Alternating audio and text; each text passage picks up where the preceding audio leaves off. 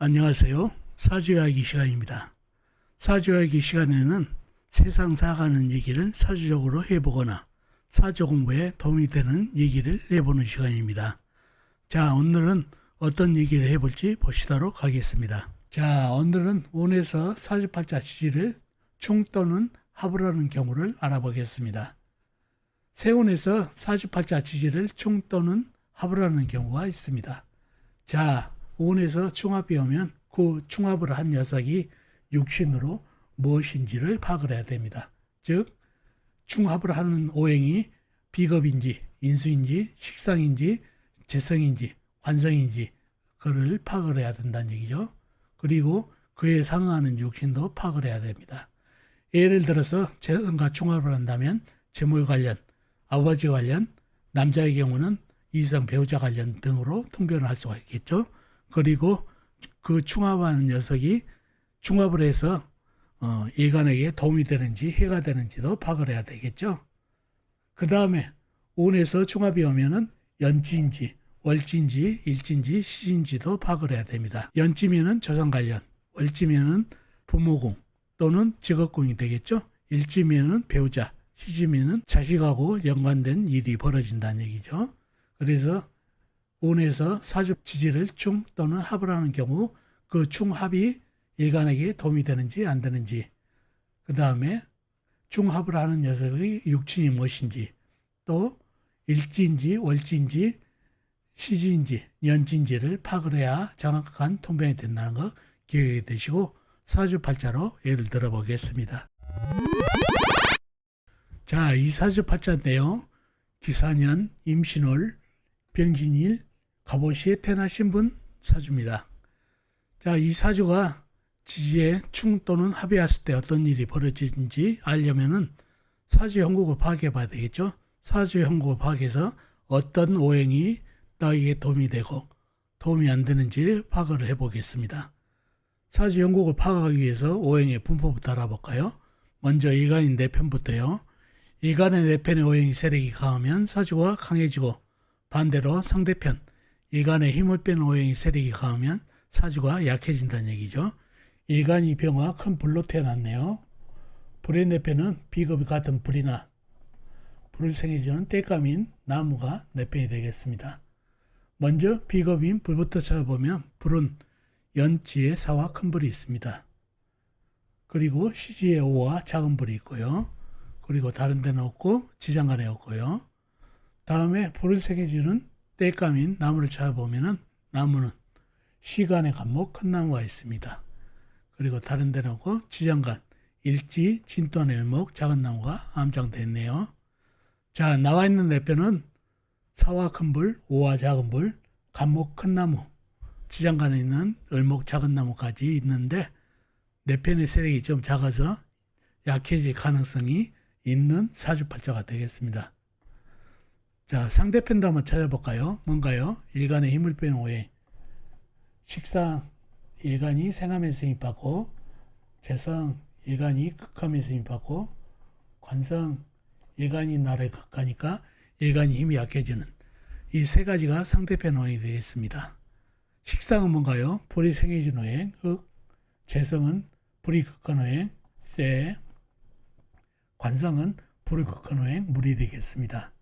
먼저 식상인 흑을 찾아보면은 흑은 연간의 기토 작은 흑, 일지의 진토 큰 흑이 있습니다. 그리고 다른 데는 없고 지장간, 연지 사환의 무토, 월지 신금환의 무토, 시지 오한의 기토가 암장되어 있네요. 다음에 재성인 쇠를 찾아보면은 쇠는 월지에 신금 큰 쇠가 있습니다. 그리고 다른 데는 없고 지장간, 사환의 경금 큰 쇠가 암장되어 있네요. 다음에 관성인 물을 찾아보면은 물은 월간에 임수 큰물이 있습니다. 그리고 다른 데는 없고 지장간, 월지 신금안의 임수 큰물, 일지 진토안의 개수 작은 물이 암장되어 있네요. 자, 나와 있는 상대편 제법 되죠? 기토 작은 흙, 진토 큰 흙, 신금 큰 쇠, 임수 큰 물까지. 좀 더 깊이 들어가 볼까요? 좀 더 깊이 들어가 보면은 목생활을 받고 불의 원저를 받은 일간이 힘을 갖습니다. 그리고 멀리 연지에 사화도 힘을 보탭니다. 그러나 사화는 너무 멀리 떨어져 있죠. 연지에. 그래서 힘을 많이 못 주고 결정적인 게 뭐냐면은 금생수를 받은 월간의 임수가 불을 견제를 하고 있네요. 불이 위축이 됐네요. 위치가 잘못됐죠. 간목하고. 간목이 앞에 있었으면 물을 막아줬을 텐데 그러면 사주가 강해졌을 텐데 물을 막을 수 있는 오행이 없습니다. 기토로 물을 막는다는 것은 어불성설이죠. 진토하고. 그래서 물을 막을 오행이 없어서 바로 물의 견제를 받고 있는 불기운이라 불이 많이 위축됐네요. 그래서 사주가 약해졌네요. 용신은 감옥이 되겠죠. 물을 생해주니까. 사화는 멀리 떨어져 있고 우화는 작은 벌이고 희신도 큰 나무가 가지고 사주 위협적인 물을 갖다가 수생목으로 받고 목생화로 이어지는 통관업으로 좋은 희신이 되겠습니다. 그래서 나무가 희신이 되겠습니다. 큰 나무만 좋겠죠. 그런 사주가 됐죠. 그러면은 나한테 도움이 되는 거는 때감인 나무와 불기운이 도움이 됩니다. 그리고 흙, 쇠, 물 전부 나한테 도움이 안 되는 경우죠. 자, 그런 사주가 됐고 그런 사주인데 운에서 해수가 왔습니다.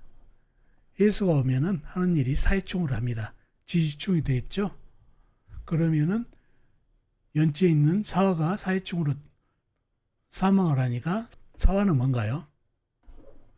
충을 당해서 사라지는 사화는 비겁이죠. 비겁이 피해를 받습니다. 불이 꺼지니까요. 일간에게 도움이 되나요? 일간에게 일이라도 도움이 되는데 해수가 와서 사화를 쳐버리니까 사화가 꺼져버린다는 얘기죠. 사망을 한다는 얘기죠. 이런 경우 형제운, 동료운, 친구운이 초라합니다. 오히려 피해를 당하죠. 나한테 고마운 존재가 꺼져버리니까. 심하게는 그들이 사망하기도 합니다. 그런 운이 되고 지충이 되고 합이 되는 경우로 한번 보겠습니다. 운에서 미토가 옵니다. 미토가 오면은 시지에 있는 오화와 오미 합을 하게 됩니다. 오미 합을 하게 되면은 도움이 되나요? 도움이 되죠. 미토와 합을 해서 불이 되니까 불기운으로 비겁이 되니까 일간에게 도움이 된다는 얘기죠. 그러니 비겁이 힘이 생겼습니다. 그러니 역으로 형제운, 동료운, 친구운들이 상승하게 됩니다. 그들에게 득이 되는 거죠.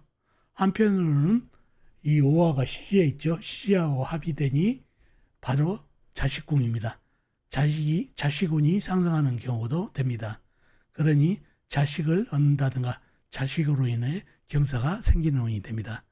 이렇게 어떤 오행과 충을 하는지 합을 하는지 일간에게 도움이 되는지 안 되는지를 파악한 다음에 동변을 하시면은 큰 도움이 되겠습니다. 이렇게 지지 합이 되는 거나 충이 될 경우를 얘기해 봤습니다. 자, 어떻습니까? 오늘 이야기 도움이 되셨나요? 도움이 되셨으면 좋겠습니다. 그럼 다음 시간에 뵙도록 하겠습니다. 안녕히 계세요.